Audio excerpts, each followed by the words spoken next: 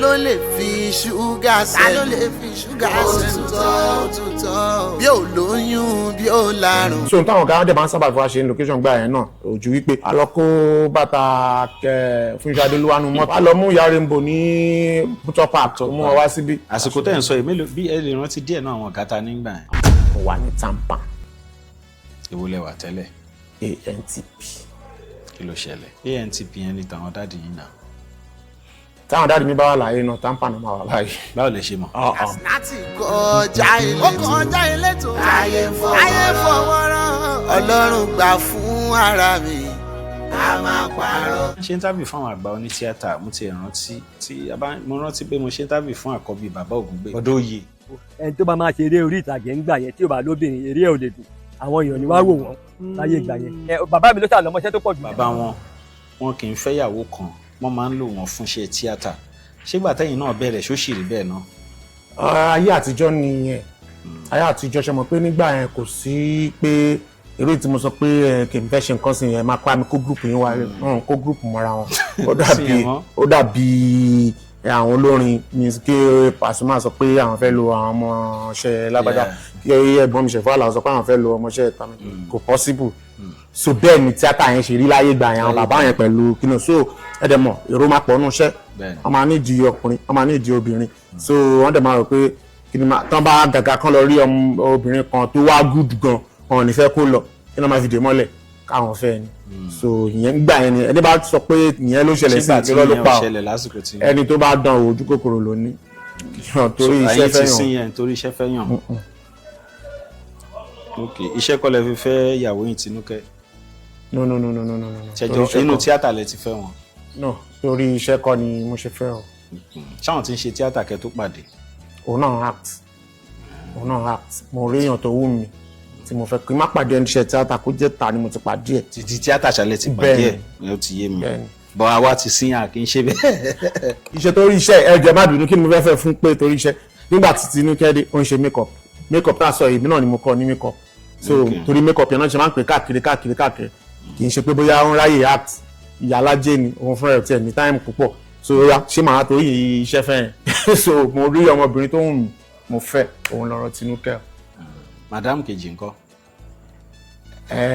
madam kan ni mo ní Tinúkẹ́ nìkan ni mo ní. ìyá ọba ńkọ́. ìyá ọba wà actor náà. àtàrí yín lóṣogbo. ṣé ní pàtí èrò pọ̀ lóṣogbo. ààrẹ yìí ń bẹ. èrò pọ̀. ṣé ká sọ pé lọ ṣojú ṣe yín ni. báyìí tó jẹ́ mi nìkan lè rí bẹ́ẹ̀. wọ́n kò sí tuntun lórí ọ̀rọ̀ tó ṣẹlẹ̀ ní ibẹ̀ yẹn ó máa ń wáyé so a ti fẹ́ra rí but a fẹ́ra mọ́. bọ̀ lọ́wọ́ yìí Àtinúkẹ́ ni. òun nìkan ṣoṣo. ojú kan Ládàáni Ṣẹ́gun Àkànní ọmọ bàbá Télọ̀ ojú kan Ládàáni. so bó ṣe lọ ni. now báwo lẹ ṣe wá ìgbà tó tàn nǹkan mọ́ ọmọ bẹ́ẹ̀ dá a ní group kan tá à ń pè ní Ṣẹ́gun Ògúngbè náà dáàdì dẹ̀ ṣe wà láyé ńgbà yẹn báwo lẹ ṣe ronú yẹn láti dá tiyín lẹ̀. ọmọọṣẹ́ wọn kan ló jà mí gbà yẹn pé Ṣẹ́gun wà jẹ́ ká náà dá tíátà lẹ̀ kí ló dẹ̀ fà ìgbà yẹn eré school la máa ń ṣe káàkiri so bóyá time holiday ni mi rántí nǹkan kan so perform lọ anywhere so àkọ́ máa ń ṣe eré school lẹ́yìn àti tani máa ń ṣe. dáàdì wa máa ń ṣe káàkiri so gbogbo àwọn ọmọ group wọn. dáàdì wa àbí dáàdì yín. dáàdì mi. okay. so gbogbo àwọn ọmọ group wọn eré school yẹn náà làjọ ń ṣe a máa ń tẹ̀lé wọn so ìgbà tí àwa lọ fún iṣẹ́ rárá dá pé time táwọn ọmọ ti gbọ́ lédè ó wá sú bọ̀bọ̀ yẹn mọ̀ èèyàn tá rẹ̀ ṣáà ń gbá ni gbá kí ló ṣẹlẹ̀ akọ̀wá nígbà yẹn mi mọ̀ nísìn so ìyẹn ló wá sọ pé Ṣẹ́gun àwọn náà lè bẹ̀rẹ̀ káàkiri máa ṣe kíní kan eré church àdéhùn máa torí mo ti lọ ṣeré church kan nígbà yẹn náà àlọ́báyé nǹkan ṣeré church kan lòun yẹn ló wá rí wá lórí church yẹn a lè dá group sílẹ̀ wọ́n náà ló máa lead wa àdéhùn máa fi ṣeré church káàkiri wọ́n dáadáa náà la ṣì wà àwọn ìṣe kíní kan ṣé wọn pọ́nrọ̀ yẹn takura bá kan wọ́n dáadáa la ṣì wà àwọn náà tún máa jọ́gà tiwa báà ló yẹ possible èmi kẹrẹ rẹ kò yé mi mo bá sọ fún dáàdì lágbájá sọ báyìí mi mọ tó ṣe dáàdì dẹ fọwọ́ sí lọ́wọ́ kan ó nọ́mà ẹ ṣe dáàdì ṣe ní ká ṣe nìyẹn ṣùgbọ́n nígbà yẹn orúkọ mi ní kọ́kọ́ la fi dá sílẹ̀ orúkọ àwa mẹ́ta ni nínú àwọn ọmọ group yẹn bọ̀bọ̀ yẹn kọ́kọ́ tó ní idea yẹn àti another guy ìyẹn máa ń ta ẹran ògúfe so ìyẹn máa ń náwó lọ́wọ́ láàrin wa so òun àti yẹn dẹ̀ jọjọ́ rẹ̀ òun ló wá toast yẹn náà wípé wàá máa finance wa àfẹ́ nídìí owó láti fi ṣe kíní kan so Ṣẹ́gun á máa gbé story ilẹ̀ á máa direct á máa ṣe á máa mọ̀ so báà mẹ́ta ṣe jọ orúkọ wo lè wá ń jẹ́ ńgbà yẹn. orúkọ yẹn fún ní kò ṣeé pè papọ̀ à ń jẹ́ SWK Ogungbe Theatre Group. SWK Theatre Group. Theatre kí ni mí ni ẹsẹ̀. Ṣẹ́gun Wálé Káyọ̀dé Ogungbe Theatre Group. Wálé yẹn ni ó ní idea. ok SWK. Káyọ̀dé yẹn ni ó finance so bá a fẹ́ ta ṣèjọ fún ọmọ ẹgbẹ́ yẹn nìyẹn. SWK Theatre Group. Ògúngbè àwọn afọ̀gúngbè sẹ́yìn. bàbá fògúngbè sí orúkọ bàbá ṣáà wà ń bẹ̀ bọ̀tà wọn ń ṣọmọ bàbá ó ti yé mi ìyẹn ṣáà bẹ̀rẹ̀ bẹ́ẹ̀. so báyìí bẹ̀rẹ̀ nìyẹn. ṣe mọ ọmọdé jẹ́ gbogbo wa àtò yá tó ń dé stage kan ṣe mọ àwọn ìgbà tá àti ìmọ̀ bó ṣe ń ṣe nǹkan àmọ́ bó ṣe ń lọ ó di kìnnì kan ṣó yẹ kó wá jọ́pọ̀ ló máa pàṣẹ fún wa ṣó kìnnì kan ìpàlà yẹn wá pọ̀ ó pọ̀ gan-an tó ti dúró sí mi lọ́rùn bí kí ló ṣẹlẹ̀ so àwọn tó ń dálẹ̀ náà tó fẹ́ for that guy yẹn náà ni o so later ó kàn tún poison mind Káyọ̀dé ni so ìyẹn náà bẹ̀rẹ̀ ṣe bákan mo kàn gba eré kan ní school kan lábẹ́òkúta lọ́dún náà lọ́hùn so eré yẹn àwa mẹ́tẹ̀ẹ̀ta kẹrẹ lájọ jẹ́ lead role nínú iṣẹ́ yẹn èmi máa ń ṣe dìgá ẹ̀kan tí ó ṣàjẹ́ ọmọ bàbá olówó kan tán ṣàǹfìyà jẹ tán gba ogún lọ́wọ́ ẹ̀ tán ṣe tán mọ̀ Káyọ̀dé yẹn máa ń ṣe comedy yẹn náà ó important gan nínú story yẹn this Wálé ó máa ń ṣe babaláwo ìkà tòun ló ń torment èmi nínú iṣẹ́ yẹn so àwa mẹ́tẹ̀ẹ̀ta ni ẹ̀mí iṣẹ́ àdéhùn ti ṣe rìhásà ṣe gbogbo ẹ̀ bá ṣe dé school yẹn lọ́dún náà lọ́hùn àwọn ọmọ school ti wọlé wọ́n ti kún mi bá rí wọn mo bá rí wọn mo bá dúró mo dáràn báyìí kí ni fẹ́ ṣe báyìí àwọn ẹni ìdá kò dẹ̀ tí ṣàyè fún Ọlọ́run kan ṣe so Ọdúnládé wá lọ́dún yẹn lọ́hùn wọn àti ẹ̀gbọ́n mi kan pé Baragani so wọn méjì jọ dé nìyẹn kan ṣe tí mà wọn tẹ́lẹ̀ ni ní táìmù yẹn láti wà àtijọ́ ń rúpọ̀ àkàntí close púpọ̀ ni so ó kàn wà síbẹ̀ pé dé báyìí kan mo kàn sọ issue tó wà nílẹ̀ ni ṣó lè bá mi act náà ó yà kíní kan ọdún kan ṣe ró ìka yẹn mo wá pé ọmọọṣẹ́ mi kan kó wá ṣe ró tèmi ró bọ̀bọ̀ tán fìyà jẹ mo rí pé ìyẹn tó ṣì zi èmi wá lọ sí comedy yẹn so báyìí sáyé swap kíní yẹn ni Ọlọ́run gbọ́ eré yẹn dùn jù tá a ti ṣe sẹ́yìn lọ lọ́dún yẹn ìjọ yẹn gangan ni àwọn kan nínú group wa Ṣẹ́gun wá o ṣe SWK wèrè kankan mọ́ SWK tó fẹ́ báyé wa jẹ́ wá sí show yẹn wọ́n wá Ọlọ́run dẹ̀ ṣe show yẹn dẹ̀ dùn ìjọ yẹn la change orúkọ kúrò ní sí Ṣẹ́gun Ògúngbè the bar split ṣé gbàdáadáa Ṣẹ́gun Ògúngbè yẹn àwọn Ọdúnládé wá join ẹ̀yìn ni. no Ọdúnládé wà lọ́tọ̀ pẹ̀lú ọ̀gá títí normally àwọn first member mi náà àwọn ọmọọṣẹ́ dádì mi náà àwọn ọmọọṣẹ́ dádì mi tí wọ́n fẹ́ràn ara rú wọn ní Saliu Badru Nautica bọ̀bọ̀ kan náà wà Blessing ọmọ Igbo ni so gbogbo àwọn yẹn àtàwọn ọ̀rẹ́ mi kọ̀ọ̀kan níta àtàwọn àbúrò mi kọ̀ọ̀kan lájọ dá sílẹ̀. bẹ́ẹ̀ ṣe káwọn ọmọọṣẹ́ dáàdì yẹn ṣé àwọn ọ̀dẹ̀ bínú pẹ̀ ti gbọmọṣẹ́ àwọn. dáàdì fún wa ní support gangan gbogbo eré tá à ń ṣe lọ́wọ́ bẹ̀rẹ̀ náà gbóni tá à ń lò iṣẹ́ wọn orin wọn iṣẹ́ wọn tá a ṣe eré àgbàlá náà ìbẹ̀rẹ̀ kò dó ní Abẹ́òkúta. so Ṣẹ́gun Ògúngbè group ṣáàdúró ṣe rántí ọdún yẹn. it is 96 or 97 yẹn ti dáadáa mọ́. láti Ṣẹ́gun Ògúngbè yẹn báwo ló ṣe wá di oní igi àlọ́yè kí ló fa igi àlọ́yè àbí igi àlọ́yè ti wà kí Ṣẹ́gun Ògúngbè tó wà. Tọ́ba Ọ̀pálẹ̀yẹ ó pé ogún ọdún tí Tọ́ba Ọ̀pálẹ̀yẹ jáde láyé tó bá di ọjọ́ kìíní nínú oṣù karùn-ún Friday May 1st ni a fẹ́ ṣe ayẹyẹ 28th memorial anniversary fún Tọ́ba Ọ̀pálẹ̀yẹ ó yá gbogbo ẹ̀yin ènìyàn tẹ́ ẹ ti gbádùn Tọ́ba Ọ̀pálẹ̀yẹ nígbà yí ẹ̀ ẹ̀yin tí Tọ́ba Ọ̀pálẹ̀yẹ ti wúlò fún rí Tọ́ba Ọ̀pálẹ̀yẹ afèdèdára olóhùn dídùn bí ọ̀gẹ̀dẹ̀ Tọ́ba Ọ̀pálẹ̀yẹ ẹ jẹ́ ká máa bọ̀ ní Continental Suite tó wà ní IBB Boulevard Ìbàrà ní Abẹ́òkúta aago 10 òwúrọ̀ ní gbogbo ètò máa bẹ̀rẹ̀ Tọ́ba Ọ̀pálẹ̀yẹ iṣẹ́ tó ṣe sílẹ̀ ó sì ń fọhùn títí dòní. iléeṣẹ́ Katsina ti ṣúgà pẹ̀lú ẹbí Tọ́ba Ọ̀pálẹ̀yẹ ló ṣe àgbékalẹ̀ Yẹmí Ṣòǹdéjìgan Àkàlà aláṣẹ Yes FM ní chief host fún àlàyé lẹ́kùnrẹ́rẹ́ 07068113821 òpí bàbá ó pa. Ṣẹ́gun Ògúngbè lọ́wọ́ kọ́ wa so igi àlọ́yè ẹ wo bí mo sọ pé ọdún wa bá mi lọ́jọ́ yẹn so ọ̀rẹ́ tí a gbogbo àjọ jẹ́ ní industry a máa assist ara wa Okay. Artist night tí a máa ń ṣe láyé gbà yẹn tí n bá fẹ́ ṣe artist night èmi àti group mi nìkan kọ́ màá bá group tí ẹ̀ dàpọ̀ mọ́ tèmi àgbà group ẹlòmíì á dàpọ̀ bá ṣe jọ ń ṣe nìyẹn so àwọn táwa jọ ń ṣe ta ti mọ́ra wa yẹn pé mi lè fẹ́ ṣe nǹkan kan kí n má pè lágbájá òun náà lè fẹ́ ṣe nǹkan kan kó má pè mí àwọn làjọ dá Igi Aloye sílẹ̀ kí ó dẹ̀ bí Igi Aloye yẹn ń gbà yẹn náà ni pé ìgbà tá a máa ń ṣe artist night yẹn àwọn ọ̀gá wa wọ́n láìkí wa gan gbogbo èèyàn ṣá tó bá wọn ṣe artist night wọ́n máa ń ròyìn wa dáadáa ṣùgbọ́n gbogbo ìròyìn òun kọjá orí stage yẹn àwọn ọ̀gá tá a ní turn opportunity gbà wọn already àti ẹ̀ ti fà wá lọ anywhere lẹ́yìn ká ṣe program yẹn bẹ́ẹ̀ ká get out wọn á dẹ̀ yìn wá mọ́ mí wọ́n á ṣe prayer wọ́n á ṣe gbẹ̀ so mi ìdẹ̀bà wọn wí àwọn náà ṣáà ní bọ́yìí máa ṣe láì fún wọn so wọ́n wá fẹ́ ṣeré kan ní Abẹ́òkúta lọ́dún yẹn ìgbà yẹn wọ́n á cast brother Saheed Balogun tí wọ́n cast yẹn ní inú gbogbo wa dùn but lójijì iṣẹ́ yẹn ò tí ì dé wọn ò tí ì bẹ̀rẹ̀ location yẹn brother Saheed ò ráyè mọ́ wọ́n travel out wọ́n wá sọ fáwọn ọ̀gá wa yẹn pé àwọn dẹ̀ níyàn kan tó jọ àwọn tí wọ́n lè lò wọ́n fi lo brother Akínọláyà so brother Akínọláyà nígbà yẹn kẹ̀dẹ̀rẹ̀ àti ìdààmú first time tá a máa kọ́ rí wọn náà nìyẹn. bọ̀ Akínọláyà Abẹ́òkúta nìyẹn ti bẹ̀rẹ̀ tíátà. no Ìbàdàn láti mọ̀ wọ́n mi ìmọ̀ bí wọ́n ti bẹ̀rẹ̀ tíátà sọ́ọ̀rẹ́ so wọ́n wá pé wọ́n wá láti Ìbàdàn àwọn wá play role yẹn àti another girl náà láti Ìbàdàn ṣùgbọ́n nǹkan tó mi rí gbà yẹn ni pé táwa bá ti bẹ̀rẹ̀ lórí stage yẹn ń kí wa Káyọ̀dé Akíndínà náà wà ní àárín wa ẹ máa ń kí gan ẹ máa ń ṣe máa mọ̀ kí ló dé tẹ́ gbogbo kíkí yẹn gbà tí Saheed Balogun ráyè mọ̀ tẹ́ tí mo pẹ́ lè lo anybody kí ló tẹ́ ẹ̀ kan nù wa tó jẹ́ pé Ìbàdàn lẹ ti lọ múyàn kì í dẹ́ ṣe pé bóyá wọ́n ti star tó ẹ̀ pọ́n ti star dáadáa nígbà yẹn so kì í ṣe bẹ́ẹ̀ nígbà yẹn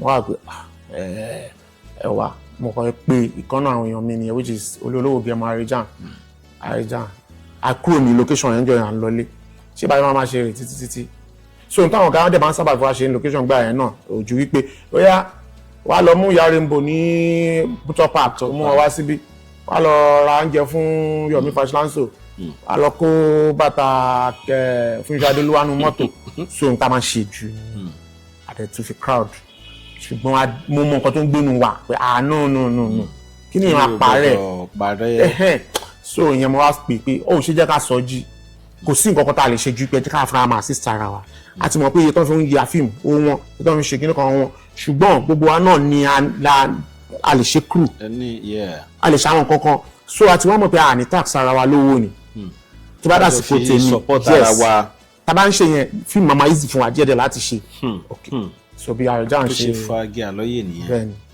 àsìkò tẹ́ ń sọ ìmélòó bí ẹ lè rántí díẹ̀ náà àwọn gàtà nígbà yẹn. àwọn pọ̀ náà àwọn gàtà gbọ̀n náà ni a ní Ọláìyá Igwe ra Waheed Jado Adé kọ́lọ́mbà Àfọ̀nkẹ́ Adégúnjú Ṣẹ́gun Sámà kọ́lọ́mbà Àfọ̀nkẹ́ wọn so àwọn ọ̀gá pọ̀ o kì í ṣe pọ̀ fẹ́ bá wa sókè o báwọn ṣe ń rí àwọn ṣáà ya fíìmù wọ́n fẹ́ ya fíìmù tó dáa ọ̀rọ̀ rántí mi bá ṣiṣẹ́ ń cultural center ní gateway wọ́n máa yìn bọ̀ láti wá lóyìn sí fíìmù àbí. wọn ò tí ì ṣe wá nu fíìmù ẹ mọ̀ ṣé nǹkan kan mi máa ń wà gbẹ̀ngbà mi àwọn náà lè gọ̀ ó lè jẹ́ pé àwọ̀ tí ń tọ́ sọ lóòótọ́ ẹ wo nǹkan tí mo sọ ẹ wo brother Saheed bó ṣe rí ẹ wo lùkù wọn nígbà ẹ wo lùkù Akínọláyà bóyá irú lùkù bẹ́ẹ̀ ni wọ́n fẹ́ lò bóyá ṣe náà sọ pé èèyàn kan tó pupa tó ní kinní kan Káyọ̀dé Akíndínà tẹ́mi sọ ọmọ adán yìí ni wọn ní irú lùkù yẹn bóyá lùkù yẹn ni ní irú nǹkan tí mo wá ń sọ yẹn ni pé ó lè jẹ́ professionally nǹkan fẹ́ ṣùgbọ́n tí ò yé àwa tó máa ń ṣẹlẹ̀ náà ní irú àsìkò táwa yìí sí náà mo ti ṣiṣẹ́ rí náà mo ti ya fíìmù ara mi rí tí mi act nínú ẹ̀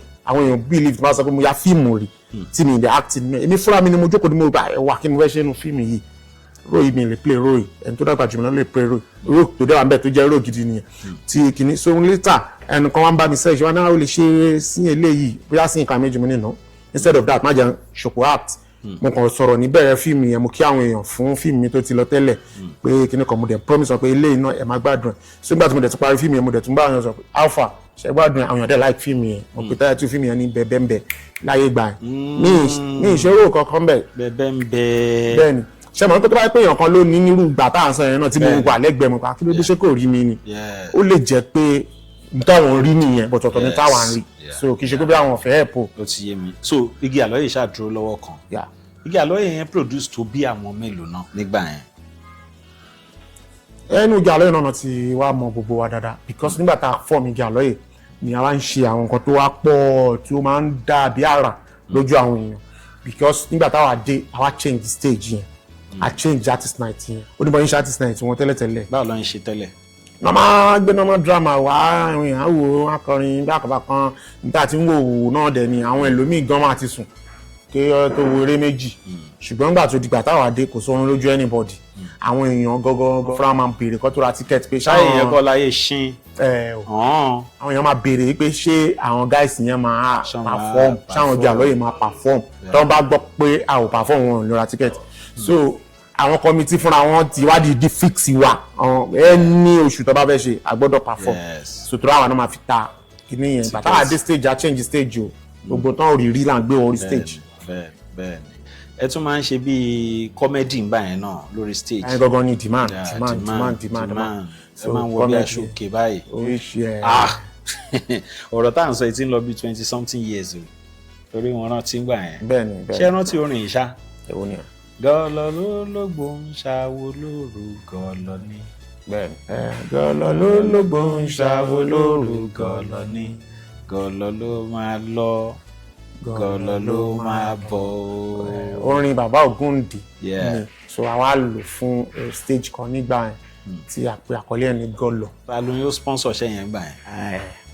nígbà yẹn Mr. Cass ni wọ́n sponsor ṣe yẹn nígbà yẹn tí wọ́n ti di sugar link nísìn.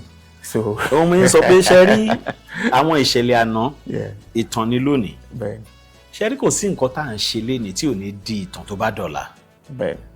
mo rántí pé gbàyè Gbénga Adébóyè ni èmi náà máa ń lọ sí show àwọn bàbá mi Ṣẹ́gun Ògúngbè ni mo bá ní ó yẹ jẹ́ ká ṣe kinní kan ní gate olùtẹ̀ ńgbà yẹn gọlọ 2002 la ṣe show yẹn o. Gbénga Adébóyè tí kù ńgbà yẹn tó polówó ẹ̀ mo mọ̀ pé polówó gọlọ fún wa 2002 so ẹyọ ọjọ́ orí yẹn kúrò nínú èjì kẹ́lẹ́ mọ̀ bá tí Katsina-T náà ti wà ní industry that's about 24 years ago nìyẹn tí mo ti wà pẹ̀lú wọn a ṣe gọlọ ńgbà yẹn fíìmù báwo ló ṣe rọrùn fún yín. àwọn náà ni mo sọ lẹ́ǹkan pé nǹkan tó bí kí Aloye ló padà bí sinimá fún wa so gbogbo wa ṣe sóra wa pọ̀ nìyẹn àfọwọ́ àsìsítà ara wa àkínkọ owó iṣẹ́ lẹ̀ fúnra wa ń gbà yẹn àárò la fi ń ṣe so àwọn iṣẹ́ ta kọ́kọ́ ṣe lọ́wọ́ gbà yẹn táwọn èèyàn tún láìkì náà tí gbogbo wa fi di producers káàkiri pàṣẹ nìyẹn so àwa làwa mọ̀ nínú ilé wa wípé fíìmù yìí ó wọ̀ ti 10 million o ṣùgbọ́n 2 million la fi yà ṣùgbọ́n ní báwo ta fíìmù 10 million ló máa wò so 8 million yẹn la ti fara ṣe fúnra wa so ẹni máa ta fíìmù òun náà ti mọ̀ pé òun lọ ta níta nǹkan báyìí so later gbogbo wa náà dẹ̀ di producer. ṣùgbọ́n nígbà yẹn mo rántí pé ọ̀kan nínú àwọn ọ̀gá wa ó fara mọ́ yín gan nígi Aloye tó máa ń ti ọ̀pọ̀lọpọ̀ síta. ọ̀gá tó fara mọ́ wa pọ̀ torí pé ẹ̀yìn ti sọ pé ọmọ tí ó bá ṣe kínní bóyá ọmọ tó bá pa ó wálé ló fi máa yìn àbí kínní kan so nígbà tí gbogbo wọn náà rí pé àwọn ọmọ yìí ọ̀gá tó súnmọ́ wa pọ̀ ara àwọn tí ẹni tí mo lè sọ pé kọ́kọ́ fara mọ́ wa gbàdàgbàdà Mr. Latin ni àwọn náà kọ́ wà láàrin wa tàjọ ń rò pọ̀ rò pẹ̀lú mí gan rò pé Aloye mẹ́mbà ni wọ́n so àwọn náà kọ́kọ́ gbórí wọlé sí wa láàrin létà Rajà Adénírègù tí mo sọ yẹn àwọn náà lè fi Aloye ṣeré so tá bá ń sọ̀rọ̀ nípa Alasare ni mo yẹ fẹ́ lè ń sọ nípa wọn tá bá sọ̀rọ̀ nípa Alasare kì í ṣe Aloye nìkan Alasare try fún gbogbo youth ní tọ́mọ̀ ní industry kì í tún ṣe lábẹ́pà nìkan gan gbogbo youth tọ́mọ̀ ní industry ni wọ́n náà assist ṣe ti ẹyin sìn so náà fúnra wọn kàn máa decide gbà ṣe a lè lọ́mọ yìí fún nǹkan báyìí lọ́mọ táwọn èèyàn kan máa rò pé kíndó kan adé pé ó yà ẹ jẹ́ ká kó ṣẹ́ẹ̀bù adé kó ṣẹ́ẹ̀bù Ọlọ́run adé gbàdúrà so Ọlọ́run fi yàn ràn wọn kì í ṣe ní Aloye nìkan àwọn káàkiri network wọn wide gan ó lágbára gan ọmọọṣẹ́ Mr. Latin ni Lọ́lá Margaret. ok inú fíìmù wo náà ti lò táwọn èèyàn ti rí. inú fíìmù Alasare ni. Ọdúnládé Adékọ́lá ńkọ́. nínú fíìmù Alasare náà ni. àṣírí gómìnà ni fíìmù tẹ kọ́kọ́ bá Alasare direct. iṣẹ́ yẹn dẹ̀ gbò wá gan-an to the extent pé ọdún fúnra ẹ̀ padà di kúrò lórí set náà mo ò gbàgbé ta ṣe night nígbà tó di ọjọ́ kan ó ṣẹ́kù èmi Ọdún cameraman àtẹ̀yàn kan ní gbogbo píkú ṣe pọ̀ tó àwọn mẹ́rin yẹn ló kù gbogbo àwọn èèyàn ti sùn lẹ̀ àtẹ̀yìn yaṣẹ́ nígbà tó dé stage kan cameraman gan Ọlọ́run ní kí n wo rẹ̀ ó ti ń sùn lọ́nà di kámẹ́rà àpàjọ máa sùn so iṣẹ́ yẹn gbó wa ọdún fúnra ẹ̀ náà sáré bá wa gbéná síbí a ṣe gbẹ so but ìgbà tí fíìmù yẹn máa jáde àwọn èèyàn mọ̀ wípé a face stress yẹn ní location rárá. ìyẹn àṣírí gómìnà yẹn. bẹ́ẹ̀ alásàrè sọ pé yín máa direct ẹni àbẹ́yìn tí mo ń pa directing. mo ti ń direct film so wọ́n ti lò mí gan as assistant director ní orí iṣẹ́ nínú Bísọ́lá Aláàánú tẹ̀sán yẹn. Bísọ́lá Aláàánú mo ṣe assistant director ọ̀gá mi ọ̀rẹ́ àwa ìdíjàdó adé so àwọn náà fẹ́ direct film yẹn so wọ́n wá sick díẹ̀ nígbà yẹn so date yẹn dẹ̀ ti wọ́ mú so bóyá ìdíjọ́ location gangan bí mi ṣe dúró tẹ́ta fẹ́ ló bá ọdún lọ́kọ́ pé mi jimá ó dà pé ọ̀lùmọ̀ direct film mo ní kí ló ṣẹlẹ̀ so wọ́n dà wá díẹ̀ àtàlásárì jáde nǹkan wa òun lọ́kọ́ sọ fún mi pé ra pọ́n sí wọ́n sì kíkẹ́ a ṣe lọ àárọ̀ ọjọ́ yẹn gbogbo wa lọ sílé wọn mo wá rí pé so n tó jẹ́ kí n direct nìyẹn wọn ò já wọn ṣe nǹkan kan torí pé ó rẹ director. iṣẹ́ tẹ bá làásàrè direct tó bí mélòó. ó pọ̀ díẹ̀ náà iṣẹ́ wọn pọ̀ tí mo direct ó pọ̀ mi ò lè rántí dáadáa mọ́. tíátà àgbà yẹn ẹ ṣàlàyé ẹ̀ fún mi báwo lẹ ṣe bẹ̀rẹ̀. tíátà tí àwọn ṣe nígbà yẹn ó pẹ̀lú tó ràn mí lọ́wọ́ ní tíátà tó ní torí nígbà yẹn ọ̀pọ̀lọpọ̀ stages ni iṣẹ́ yẹn wà tí wọn kì í táwọn èèyàn mọ̀ gan sìn pé tíátà tún yà síbí yà síbí onírúgbà yẹn mo kéré tí máa gbọ́njú mo bá wọn lórí pé wọ́n ń ṣe magazine atọ́ka nísìnyí èèyàn mélòó ló ń ṣe atọ́ka mi tẹ̀rù bọ́n ṣe mọ́ rárá. ok àwọn eré inú ìwé tá a máa ka àwọn ọ̀rọ̀ tó ń sọ so mo bá àwọn bàbá mi lórí yẹn mo bá wọn lórí television play tí kì í ṣe pé kọ́kàn ṣe 13 episode àbí kọ́kàn ṣe episode o tó máa act live and direct ní television station táwọn ọ̀dọ́ máa wo live nílé mo bá wọn lẹ́nu ẹ̀ so kọ́ máa gbére káàkiri ìlú stage káàkiri mo bá wọn lẹ́nu ẹ̀ kọ́ máa ya film mo bá wọn lẹ́nu ẹ̀ so mo kọ́ nǹkan tó pọ̀ gan-an látara àwọn náà ni mò ń wò tí mo fọ òkè èmi náà lè ṣe báyìí èmi náà lè ṣe báyìí èmi náà lè ṣe báyìí so bẹ́ẹ̀ ni èmi náà ti bẹ̀rẹ̀ sí ní develop àwọn kan tí mo develop nínú iṣẹ́ yìí bàbá mi ń kọ story gbogbo nǹkan gbogbo aspect ní dáàdi mi wà so àtàwọn àtẹ̀gbọ́n wọn gbogbo aspect náà wà yẹn Parkin Ogungbe àti Paragon aspect tí ó wà nídìí iṣẹ́ tíátà tí wọ́n mọ̀ mí mọ́ so ó jẹ́ kí èmi náà ráyè kojú bọ̀ nǹkan tó pọ̀ gan. ẹ bá ń lé ni. bẹ́ẹ̀. so ṣìyá wa lọ sọ́dọ̀ ẹnìkan kan pé bóyá ẹ fẹ́ lóye díẹ̀ sí nípa ẹ̀ àbí ìtẹ́ bá ń lé yẹn náà lẹ̀ ń bíìdì lórí ẹ̀. You deserve comfort, peace, and a place that feels like home, even away from home. We are GB Citadel Hotel and Suites. Here, every stay reminds you are worth the best. We are located at Justice K. Onofeso Avenue, Oloruda, Obadaoko. Accessible through Federal Housing Estate, Obada, or Iyanuabule Meko. GB Citadel Hotel and Suites is a world of comfort, class, and confidence. From our beautifully furnished luxury suites to our executive rooms, the feeling is pleasing. Enjoy our swimming pool. Taste our delicious intercontinental dishes. Relax in a serene environment with 24 hours power supply and maximum security. We can pick you up in our luxurious car because your comfort matters. At GB Hotel and Suites, you don't just stay, you experience value for your money. Call us now on 0913 408 5504 or 0805 571 5423. GB Hotel and Suites. Get value for your money. Nígbà tí mo dàgbà dé stage kan mo wá choose àwọn èèyàn kan gẹ́gẹ́ bí mentor tí mo jí wọn wò tí mo ń ṣọ́ wọn pé jẹ́ kí n náà máa ṣe délé látara wọn ẹ jẹ́ kí n sọ pé yàtọ̀ sáwọn òbí mi o ẹ jẹ́ kí n sọ pé bàbá Chief Adéyẹmí Afọláyan Adélove mo ṣe kéré tó yẹn náà máa ń gbó wọn mo dẹ̀ láìpẹ́ wọn gan wọn láì bàbá ṣe máa ṣe o kíní kan so àwọn ni mo ti máa ń kọ orin táwọn bá kọ máa yìí lọ́dọ̀ mi ní kékeré nígbà tó yá kíní yẹn ṣàn lórí àwọn ẹ̀gbọ́n mi méjì kan ẹ̀gbọ́n mi kan ti kú nu bọ̀dá mi Láyé Ògúngbè Ṣínà then ẹ̀gbọ́n mi Ọláìyá Igwe so àwọn méjèèjì yẹn mo máa ń jí wọn wò gbà yẹn náà because kíní táwọn náà ń ṣe similar sí tí bàbá yẹn ṣe so máa ń wo àwọn náà ní sáìdì ká compose orin ká compose story tó máa touch heart tó máa ṣe tó máa mọ̀ àwọn tí mo ń wò gbà yẹn nìyẹn lẹ́yìn títí wọ́ yẹn mo wá tó wá mú ẹ̀gbọ́n mi Délé Odúlé mo like acting tiwọn acting ni máa ń ṣọ́ lára wọn kí ni ó kàn dùn mí pé mi ráyè act dáadáa púpọ̀ because directing ni ó ló pọ̀ jù nínú nǹkan tí mo ń ṣe so máa wò bá délé dáadáa mo mú wọn as mentor bàbá Túndé Kèlání as mentor bẹ́ẹ̀ ni so àwọn tí mo kó papọ̀ nìyẹn tí mi fi ń ṣe Ṣẹ́gun Ògúngbè ṣùgbọ́n nígbà tí mo wá bẹ̀rẹ̀ sí ní ṣe yẹn mi nọ́gà mi kankan pé bí amòjúdì lọ kọ́ṣẹ́ lọ́ndà anybody but ìgbà tó wá dé stage kan tí àwọn ọ̀gá mi káàkiri ti mọ̀ mí pé ó dàbí Ṣẹ́gun náà gbìyànjú díẹ̀díẹ̀ so tó máa ń fi mí sí àwọn nǹkan kan nínú iṣẹ́ bíi pé kọ́ fẹ́ ya fíìmù ńlá kan pé mi pé kí n wá ṣe continuity ṣẹ́wọ̀n an opportunity ewé ẹ̀ tẹ́lẹ̀ so kò di pé yà Ṣẹ́gun wọn náà lè ṣe continuity yẹn ní kankan bá kan yà so nígbà tí mo bẹ̀rẹ̀ sí ní ṣe yẹ continuity yẹn mo wá ṣe continuity lẹ́yìn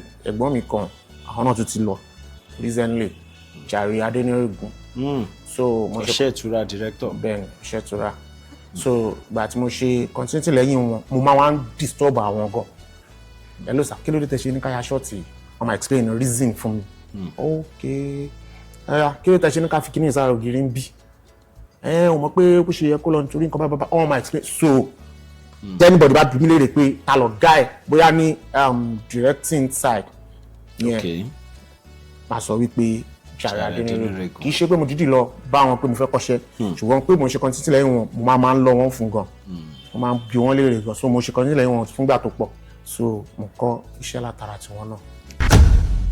balẹ̀ yìí bẹ̀rẹ̀ tí yín gangan tẹ wá ṣe fíìmù tí mo mọ̀ bẹ́ẹ̀ tí ń ṣe àwọn kan tẹ́lẹ̀ bọ̀ tó máa ní kan tẹ́yìn náà ṣe tó jẹ́ pé bóyá 2003 àbí 2004 mi rántí ni mo ṣe first film mi Banque Desperado. Banque Desperado ta ló ṣe Banque yẹn. Bọ́sẹ̀ Arẹ́gbẹ́ṣọlá ní Banque. Bọ́sẹ̀ Arẹ́gbẹ́ṣọlá ní Banque Desperado. Kí lẹ̀ ń fi Banque Desperado yẹn sọ.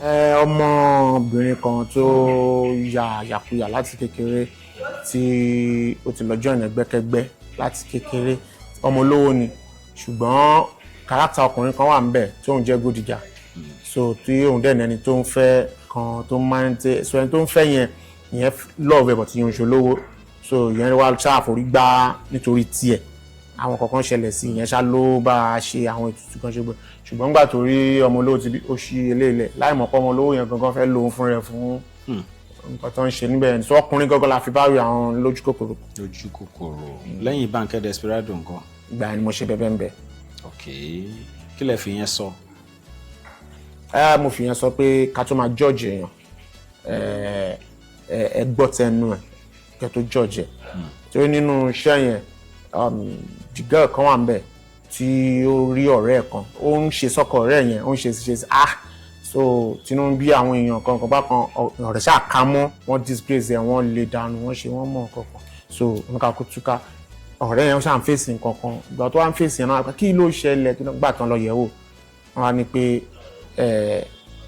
gẹ́ yẹn ló ṣẹ̀ yẹn gẹ́ tó fẹ́ ọkọ ẹ̀ ẹni tó jẹ́ pé òun ló ṣẹ̀ mí kí ni nígbà tá máa wo àṣẹ ọkọ yẹn gangan nígbà tí gẹ́ẹ̀ ti bí yẹn wà ní kékeré ọkọ yẹn sójà ni so ó ti chance ẹ̀ ó ti molest ní kékeré tí kìíní yẹn dá nǹkan wàhálà lẹ́nu àwọn ènìyàn at the end of the day ṣá àwọn parents ẹni yẹn torí ìtìjú tó fún because ọmọ kílẹ̀ máa ń pè àwọn olóyè ìlú ni ọmọbìnrin yẹn so kìíní yẹn dá ìtìjú sílẹ̀ àwọn náà ti fi bọ̀bọ̀ yẹn rí bọ̀bọ̀ tó dẹ̀ fi rí yẹn òun ló máa face ìṣòro yẹn ni ò jẹ́ kí ọ̀rẹ́ tiẹ̀ ní bó ṣe yẹ kó wà sọmọ yẹn wá mọ̀ so ọ̀rẹ́ mi yìí olóògbé yìí ló lọ fẹ́ ó wá padà lọ síbi tán ti ṣe àwọn kìíní yẹn fún náà jẹ́ kó wọ́n ohun tó lè fi eré kìíní yẹn kúrò àfi kó bá máa yẹn sùn tó bá bá sùn kìíní yẹn á rí ó dẹ̀ gbọ́dọ̀ sọ fẹ́ anybody so nǹkan tó fà á nìyẹn tí ó ṣe ń trespass ó fẹ́ ẹ̀pọ̀ rẹ̀ ẹ̀ but at the end of the day ọ̀tọ̀ ni tí wọ́n ṣe bí so. pílẹ̀ tí ń ra àwọn story yẹn náà torí mo rántí bí story 20-something years ago lẹ́dẹ̀ẹ́n pieces báyìí ṣé ṣẹlẹ̀ tó ṣẹlẹ̀ séèyàn ni àbí báwo. oríṣiríṣi style ni lèmi máa fi ń rí ideas irú ìtẹ̀sán yẹn náà ìṣẹ̀lẹ̀ lè ṣẹlẹ̀ síyàn kí n rí nǹkan kan kékeré kan so build ẹ̀ ìmí ìdẹ́wà kò picture ni ẹ̀kan àkànṣe àkàntì ẹ̀kan mi ìmọ̀ tó kàn tí ẹ máa bí àṣà kan bẹ̀rẹ̀ wo bá kan ṣá adẹ́dùn kò yé mi náà. ìgbà wo lẹ ṣe bí gíga. ti gbàgbé yíyà but láfítà tí mo ṣe bẹ̀bẹ̀ ń bẹ yẹn mo ṣe Akọni Olówó Orí mi. Akọni Olówó Orí mi after tìyẹn náà. After Akọni Olówó Orí mi ni mo ṣe Ibi Gíga. Ibi Gíga yẹn ni Ibi Gíga ni mo fẹ́ àbí Ọlọ́run ẹlẹ́dàá mi. Nínú Ibi Gíga yẹn ta ló ṣe tíṣà ń bẹ̀ náà? ṣe Mr. Benson èmi fúnra mi náà. The man Ibi Gíga ni mo fẹ́ Ọlọ́run ẹlẹ́dàá mi gíga gíga là ń bọ̀. Ta ló kọrin yẹn? Amina Kelani. Amina Kelani ló kọ.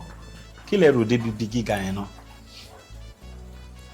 Ìyẹn náà mi ti ẹ̀rùn tí mo ti kọ sórí yẹn ti pẹ́ ní ó tẹ̀ àfọ́nì mi kì í ṣe sórí tèmi fúnra mi tí mo kó jẹ́jẹ́ ti kankan lé lórí so mo ṣàkọọ́lẹ̀ so ọ̀tọ̀ níṣẹ́ ti fẹ́ yàgbá tí yíṣù ṣáwà tí owó òtò nǹkan gbá kan lẹ́yìn ọkọ̀ tó máa mi létí pé ẹ lọ ṣe sórí yẹn ṣé máa mú fìṣà àdẹ̀ṣe wò so àdẹ̀ṣe bó dẹ̀ ṣe.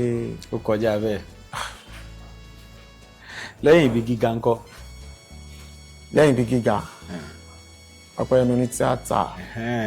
Ọpẹ́yẹmí Onítíátà. Ta ló sọ Ọpẹ́yẹmí yẹn? Èmi náà ni continuation Ibi Gíga ni Ọpẹ́yẹmí. Ibi Gíga lẹ́yìn Ọpẹ́yẹmí Onítíátà ńkọ́? 2010 ọdún ayọ̀ mi. Ọdún ayọ̀ 16 years ago nìyẹn. Lẹ́yìn yẹn ńkọ́? Ṣé lẹ́yìn 2010? Ó ti wá pọ̀ lẹ́yìn yẹn. Gbogbo báyìí VHS àbí VCD náà ń tà gbà yẹn? Gbogbo ẹ̀. Gbogbo ẹ̀ náà ń ta VHS ń ta DVD. A sì máa ń gbowó dáadáa ń gbà yẹn. Wọ́n ní tẹ́ bá ti ṣiṣẹ́ báyìí ẹ máa ń price mọ́tò ni. Tíṣẹ́ máa jáde níjọ́ 15 dùn mọ́ta. Àbísọ̀rọ̀. Fíìmù kan wà mo fẹ́ rántí fíìmù kan tẹ́ ṣe tí kò jọ bí pé mú rẹ bí inú gbúbà ilẹ̀ lọ tẹ́ ń jagun tẹ́ kan ṣe ṣàgátà ni. Ok Agatha. Agatha. Ìyẹn gan èdè wo lẹ ń sọnù fíìmù yẹn náà? Ṣé mo wá sí writer máa ṣàwá nǹkan kan láti form àwọn nǹkan tí mo form nínú Agatha tí wọ́n ń sọ ẹ̀nà tí Yorùbá máa ń pè ní ẹ̀nà Yorùbá náà sọ but mo wá lọ mo fi so mi ìrántí dáadáa máa ń bọ̀ tíbi káwọn bẹ́ẹ̀ tí orin kan wà bẹ́ẹ̀ tó ní uflamọ́flá uflamọ́flá kwa flabọ́flá uflamọ́flá kwa flabọ́flá n tí mo sọ ni pé you are welcome ufla yóò ṣe ń sìn you are welcome ufla you are ni ufla afla wefla kọfla so ọ̀rọ̀ wọn kí bọ̀bọ̀ yẹn káàbọ̀ ni so mo wá fi ṣe ẹnu mo wá fi kọ́ ni ká ní pé ẹni tó subtitle ń gbà yẹn tó understand tí mo sọ ni ó máa subtitle àwọn ọ̀rọ̀ yẹn normally àwọn máa yà àwọn yẹn lọ́gbẹ́ kí náà wí ṣùgbọ́n mo rò pé ìjọ tán bá béèrè náà là máa ṣàlàyé ẹ̀. Nínú gbogbo àwọn fíìmù tẹ́ wá ń ṣe wọlé rò pé tíì síta gan. Ibi Gíga náà ni Ibi Gíga náà ni gbogbo èèyàn anybody bá pàdé mi lé ni wọ́n máa sọ̀rọ̀ nípa Ibi Gíga so náà ni. Ìgbà tẹ́lẹ̀ ṣe Ibi Gíga yẹn ń kọ́ lẹ fẹ́ yàṣẹ mọ́ ìgbà tí owó òtò lẹ ṣe rò pé of course sinimá gbà yẹn tẹ̀ ń ṣe àbí fíìmù gbà yẹn àti sìn kí ni ìyàtọ̀ tẹ́ rí sí náà ṣó pé ní ìsìn jù gbà yẹn lọ àbó pé nígbà yẹn jù sìn lọ.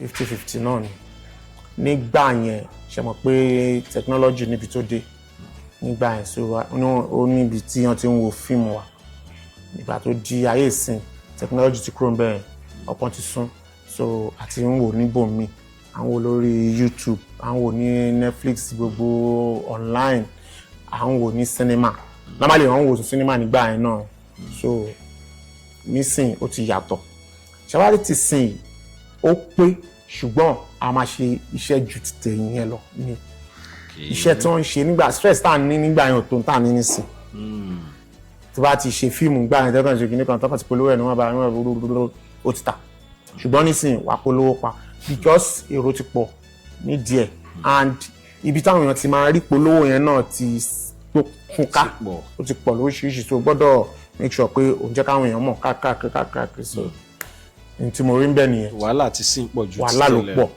owó wà ń bẹ náà but wàhálà. Ẹni tí ò bá lè ya ètò standard nǹkan bá ló fẹ́ ṣe. Wọ́n ń ya level kò sí level téèyàn lè ya level téèyàn bá rẹ̀ náà ni kéèyàn máa fumble because wọ́n tó bá ti mọ̀ pé level YouTube kékeré ló fẹ́ shoot làbí lówó ká kó wá lọ dá location big film sílẹ̀ àwọn ọ̀pẹ́ nìyẹn fẹ́ ṣe lẹ́yà so ó bẹ́tà kó bá wà nílẹ̀. Iṣẹ́ wo lẹ direct tó fún ní challenges tó pọ̀ jù?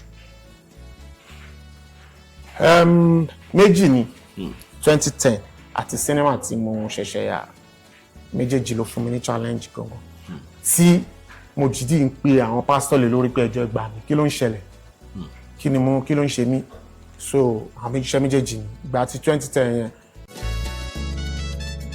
Àwọn kọ̀ọ̀kan wà tí a máa ń ṣe ní òkè òkun tí a rí wípé àwa náà lè jàǹfààní eléyìí ni bí a ṣe ń tọ́jú arúgbó. A rí wípé ọ̀pọ̀lọpọ̀ wa iṣẹ́ ò jẹ́ kí a lè tọ́jú àwọn arúgbó wa nínú ilé wa. Eléyìí tí fi ń tì wọ́n mọ́lé pé wọ́n máa ń lọ ń gba ọmọ ọ̀dọ̀ fún wọn tó jẹ́ pé àwọn ọmọ ọ̀dọ̀ tí wọ́n ń gbà yìí náà wọ́n máa ń tún ṣe ìjàmbá. Ẹ máa gbé wọn bọ̀ ń bí àti gba ìyọ̀ǹda lọ́dọ̀ ìjọba àti ní àwọn tí à ń tọ́jú ní bí báyìí. Ó tó gbà wọ́n tẹ́ ti dé bí? Since June 2025.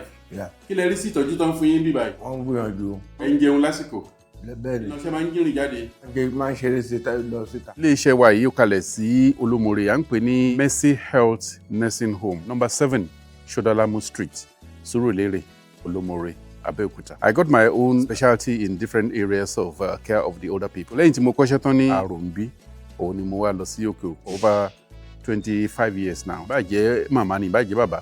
Kò wá síbi tí ẹ ti lè gbé wọn wá o. Àwa ń ṣe ní ọ̀nà tí yẹ pé it's not too boring for them. The environment is so homely and so natural. Ibi tí mo jókòó sí ibi tí wọ́n ti máa ń jókòó ṣeré ni tí wọ́n bá fẹ́ tayò bóyá draft ni o bóyá ayò ọlọ́pọ́n ni o bóyá card ni o àyè wà fún wọn.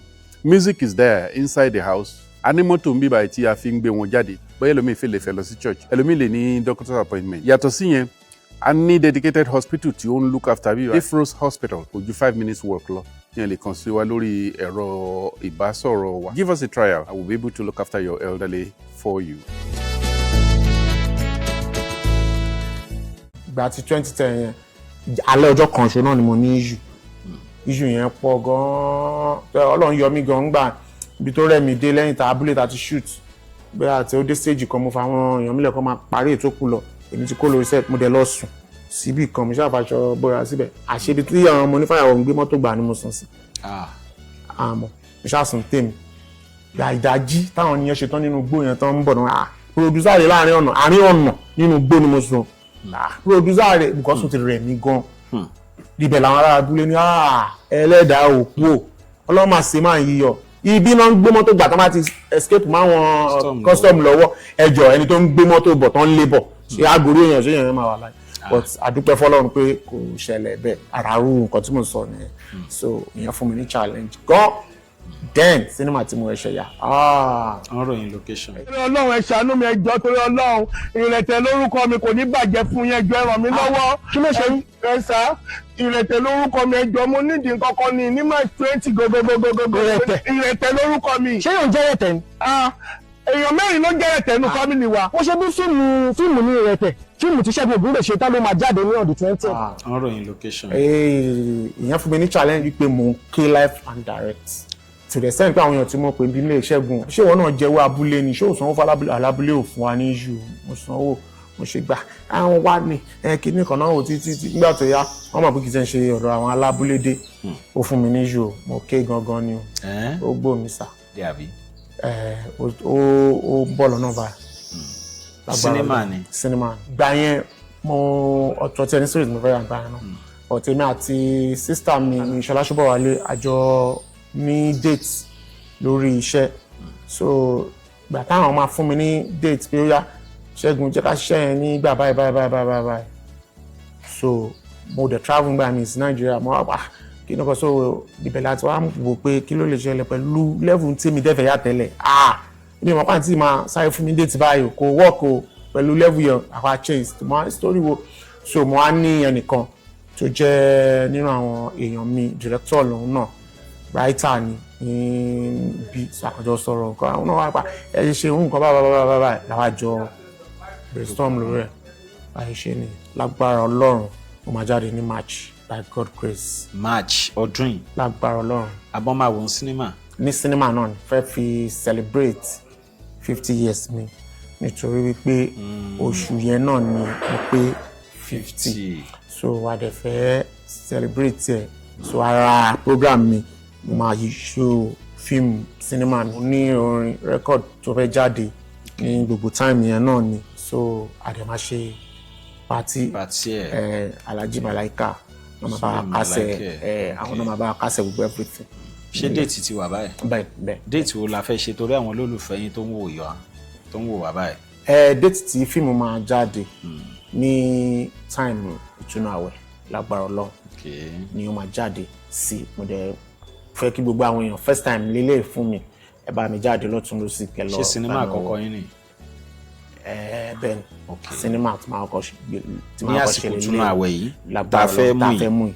So o show ní gbogbo sinimá. Nípa ti event yẹn ńkọ́? Event yẹn a máa ṣe ní May 3rd ní event center ní Ìkẹjà lágbára Ọlọ́run. So bí gbogbo yẹn ṣe ń lọ nìyẹn. báwo la aṣọ máa jáde fún yẹn àbí tó bá ti jáde jẹ́ ká tún mọ̀ àbí? Aṣọ tẹ̀ ti wà. So ní láìpẹ́ ṣá àwọn èèyàn máa rí bí program yẹn ṣe máa lọ náà a máa pariwo ẹ̀ dáadáa lágbára Ọlọ́run. á ti tó bí àwọn mélòó tí ẹ lè sọ pé ẹ̀yin náà ti train nídìí iṣẹ́ tíátà yìí?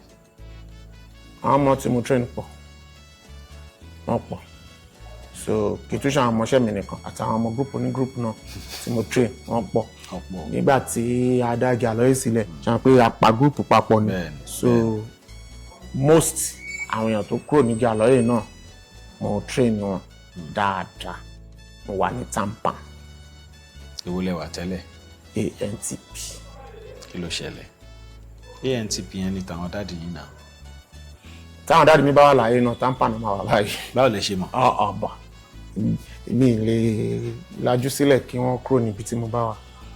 so torí àwọn lè má mọ̀ bó ṣe ń lọ dáadáa ṣe ti èyí sìn, so àmọ́ ẹ̀kọ́ ọ̀gbọ̀n dáàdì mọ́mì ẹ má ṣe mistake o. kí ló adé tó ẹ sọ pé ẹ máa sọ fún àwọn dáàdì yín pé kí wọ́n má ṣe mistake? láti fi mí lẹ̀ sí ẹgbẹ́ kan káwọn lọ sí ẹlẹ̀ pé kí bàbá àti ọmọ jọ wà lójú kan. kájọ wà ní ẹgbẹ́ kan náà. ẹ ti yé mi. so ní March ni máa wà ní gbogbo sinimá nítùnú àwẹ̀ àbí? láti ìgbà tí mo ṣe Akọni Olórí mi tí Akọni Olórí mi jáde mo kàn notice pé àwọn èèyàn bẹ̀rẹ̀ sí ní pè mí hello ẹ jọ̀ọ́ àwọn fẹ́ ṣe birthday kí n wá play, àwọn fẹ́ ṣe wedding kí n wá play. mo pa kí ló ṣẹlẹ̀? mi ò ṣe olórin, mi Ọlọ́run gbọ́ bó ṣe ṣẹlẹ̀ ni mo sọ̀rọ̀. mi ò kí ṣe olórin, mi ò kí ṣe olórin, èèyàn kan lọ́wọ́ àlẹ́gbẹ̀ẹ́ mi bí máa máa sọ pé ò kí ṣe olórin ó máa gbà mo àgbà báwo lèmi ṣe fẹ́ control stage bẹ́ẹ̀ mo mọ báwo mo yẹn bọ̀tọ̀ ṣe ń sọ ìyẹn jẹ́ fíìmù. mi ò ṣe olórin but mo wá òpókè pẹ̀lú tó ń sọ ìwọ́kàn ṣì mí lórí pé mo lè ṣe record nígbà yẹn. so ìgbà yẹn ni mo ti ń plan record. ṣùgbọ́n film directing àti producing yìí ó ṣèkì gbogbo nǹkan mímọ́ mi lọ́wọ́ gan. ó ti iṣẹ́ yẹn ní òjò òun gan kò fún gbogbo àwọn kan yẹn láyè. mo ti wọ studio láì mọ ìgbà tí máa ṣe orin mi dé ibì kan tí máa tún gbé tì. mo ṣe kan rí níjọ́ kan gbogbo àwọn tàjọ lọ studio ọdún wa náà tàjọ lọ studio gbogbo àjọ lọ kọrin yẹn orin yẹn ò jáde nígbà yẹn. so ṣùgbọ́n gbà tó wà mọ́ ẹ̀pẹ̀ wo ọdún yìí Akọni Olórí mi ni mo ti ń gbé kíni kí ló ṣẹlẹ̀ jẹ́ kí n ba ògùn kìíní jẹ́. so mo ṣe yarí yẹn pé wá máa kọ ilé ó dẹ̀ máa jáde. so ṣe ní May yẹn náà. May ni a fẹ́ launch ẹ̀ ṣùgbọ́n àwọn nǹkan tí wọ́n máa rí àwọn kankan before May. ṣé fújì ni àbí kí ni ká pè? no gospel juju. gospel juju. fún wa lórin díẹ̀ ká gbọ́. rírí ayé kan rèé tí mo fẹ́ kẹ́ mọ̀ bàbá ló jẹ àjàrà tí eyín ń kan mọ́ bàbá máa ló ṣẹ tí ọmọ ń jìyà òbí Ọlọ́run mi mo bẹ̀ ọ́ o má jẹ́ ń jìyà ẹ̀ṣẹ̀ tèmi ò mọ̀. wọ́n ṣàmọ́ gospel kílẹ̀ pé. gospel juju. ẹ bọ̀ ṣe ẹ ti lọ ta lọ kọrin fún yàn rè ni. nǹkan tó ṣẹlẹ̀ rí tó fọ́nì síbi ni pé ọ̀hún pè mí lólórin rí ṣùgbọ́n mo máa ń dé orí pàtí gbà mí tẹ́lẹ̀ mi náírà gba àwọn ìpè kan ṣùgbọ́n orin tí máa ń kọ kí ṣe lè orin tí mo mọ̀ pọ́n fẹ́ gbọ́ náà ni màá kọ orin bí gíga ni. so ìkan ló wá fọ́nì sí mi lọ́dún kan mo lọ sí ibì kan invite mi bẹ́ẹ̀ báwọn MC ṣe rí mi ṣẹ́gun kí nìkan àwọn MC yẹn wá já àwọn ọ̀rẹ́ mi wọ́n ṣàfàmì gun stage ó yá ó máa kọrin kí nìkan àwọn tí ẹ fẹ́ gbọ́ ẹ̀ mo bá kọrin mo yẹ kọrin yẹn omi ibi gíga yẹn tán tí mo fẹ́ bọ́lẹ̀ ọ̀gá olórin tán pè gangan jọ yẹn ó jẹ́ ọ̀rẹ́ mi náà làwọn náà Alhaji Adáradénú Jamaica ló bá ní jimá padà mo fẹ́ náwó àmọ́ ní mo ti kọrin tán ẹ tún kọ mi orin yẹn kan ṣoyẹ náà ni mo mọ ẹni ẹ kọ́ bẹ́ẹ̀ àwọn aná bẹ́ẹ̀ mo bá tún gbé tí a pé mi kíyàn Jamaica bẹ̀rẹ̀ sí náwó ọ̀nà fún mi ẹ ṣe o mo bá bọ́lẹ̀ mo yẹ bọ́lẹ̀ kí n tún lọ dágbére fún bàbá oní patí àwọn tó wà lẹ́gbẹ̀ẹ́ ni ó ní kọrin ni mo ní mo ti kọrin lẹ́ẹ̀kan bàbá ní òun ò tí gbọ́ kí n padà síbẹ̀ ní ìnorin méjì orin tí bí ọ̀nà ẹ tuntun kọ ló tún di ibi gíga náà. kí ló ṣẹlẹ̀ ń bá àná sọ àwọn tó wà pàtì ẹ má bínú iṣẹ́ náà ní kí n máa túkọ̀ bí bàbá ṣe gun stage ni àtàwọn family wọn àti gbogbo èrò náà bá bẹ̀rẹ̀ sí náwó bí bàtà wà ní olórin gidi ń kọrin mú pé kí ni mo máa kí ló ṣẹlẹ̀ orin bí gíga bàbá dẹ̀ ń jó inú wọn dẹ̀ ń dùn mo dáràn rẹ̀ mo wá rò pé ẹnìkan sọ pé kí n kí wọn nígbà míì mo bí ṣe fẹ́ kí wọn ok kí wọn bá rán mi létí orúkọ ìyá sọ kan mi táyà sọ sí mi létí báyìí ok kí n gbẹ báńkì báyìí orúkọ ti sá lọ àtúnṣe báyìí tí wọn mi létí ó tún ti sá lọ mo ní kí ló máa ṣẹlẹ̀ wọn sáré bá mi kọ́ síwèé bá mi kọ́ síwèé fún ẹ̀ṣọ́ àwò mi ò pé wọn jẹ́ nǹkan ṣo náà lọ bẹ́ẹ̀ mo ti jọ ẹ̀ mo tó pé ẹ kí àwọn tó ń kọrin o yéè ẹ wò ibi tó ní kálukú bá wà òun gangan òun ni ayé ẹ fún mi díẹ̀ nu bí gíga yẹn bẹ́ẹ̀ máa ń kọ́. mo lè gbé láti orí orin Mr. Benson. ok ó yá. ẹ kú òwúrọ̀ ọmọ wa nílé ìwé yẹsà ẹ kú òwúrọ̀ olùkọ́ wa kú àbọ̀ o ìyá ń kọ́ kí iná ti rí o àlàáfíà náà wà olùkọ́ wa kú àbọ̀ o bàbá ń kọ́ kí iná ti rí o àlàáfíà náà wà olùkọ́ wa kú àbọ̀ o Mr. Benson Mr. Benson ìyá wa ní kákíyọ bàbá wa ní kákíyọ táwa bá ti ṣe kó kọ́ wa eléyìí tí mo kọ yìí àlò lórí stage àfi perform ìpè bọ̀bọ̀ yẹn ṣe irú school tí mo náà máa lọ ń ṣeré school ayé gbà yẹn ru àwọn performance wa ń gbà yẹn nìyẹn so òun ni mo fi gbé wọ orí stage. àwọn ẹgbàá ọlẹ ní kọ́ máa retí ẹ̀. ní agbára Ọlọ́run ó lálẹ́ sí gbogbo sinimá láti March agbára Ọlọ́run. bí àwọn àgbà òṣèré wo ló wà ń bẹ̀. Ṣọlá Ṣóbọ̀wálé mi sọ lẹ́ẹ̀kan wọ́n wà ń bẹ̀ ẹ̀gbọ́n mi Délé Odùlé wọ́n wà ń bẹ̀ Ọdúnládé ó wà ń bẹ̀ Fẹ́mi Adébáyọ̀ ó wà ń bẹ̀ Fétíà Balógun ó wà ń bẹ̀ Ayọ̀láyà Kọ́lájẹyẹmí Déyẹmí the actor ó wà ń bẹ̀ Brother Shaggy ó wà ń bẹ̀ Madam Ṣọlá Ṣóbọ̀wálé Délé Odùlé àti gbogbo àwọn àgbà òṣèré. Ìṣẹ́gun Ògúngbé wà ń bẹ̀. iṣẹ́ tíátà ti sìn ṣó ṣìṣe kọ́. téèyàn bá kọ́ náà yẹn ò lè mọ̀. àwọn kan máa ń lọ kà á ní skul náà. kíkọ́ náà nìyẹn ẹni bá lọ kà á ní skul náà ti lọ kọ́ náà. ṣẹ̀ṣẹ̀ ń train àwọn èèyàn. yes ẹni bá lọ kà á ní skul náà ti lọ kọ́. àwọn social media ń dùn yín kọ́. lórí IG Segun Ogungbe _ TikTok Segun Ogungbe náà ni. Facebook ńkọ́. Segun Akànní Ogungbe. Segun Akànní Ogungbe Akànní Ogungbe the man. ẹ ṣé bàbá bàbá at 50. bàbá àgbàlagbà. síbẹ̀ kò fi yín ṣeré ẹ gbàdúrò tí ó ẹ ṣe ó dúpẹ́ ṣe ẹ ò ní ṣàṣetì onírè tó pọ̀ àdùn rẹ̀ pẹ́tẹ́ olólùfẹ́ alátìlẹ́yìn Kasinati.